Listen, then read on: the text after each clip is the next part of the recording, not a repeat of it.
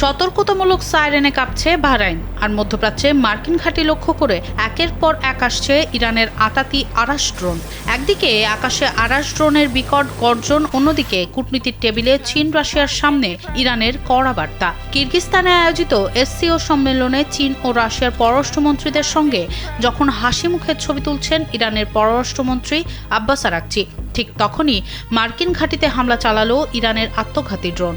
SCO সম্মেলনের কূটনৈতিক বৈঠকের মাঝেই মধ্যপ্রাচ্যে এক নজিরবিহীন উত্তেজনার জন্ম দিল তেহরান। বার্তা সংস্থা আনাদলু এজেন্সির প্রতিবেদনে এসব তথ্য জানানো হয়। শুক্রবার ভোরে বাহরাইনের শেখ ইসা এবং জর্ডানের আল আজরাক সামরিক ঘাঁটিতে যুক্তরাষ্ট্রের জ্বালানি ডিপো, সামরিক সরঞ্জামের গুদাম ও সেনাদের আবাসস্থল লক্ষ্য করে একযোগে ড্রোন হামলা চালিয়েছে ইরান।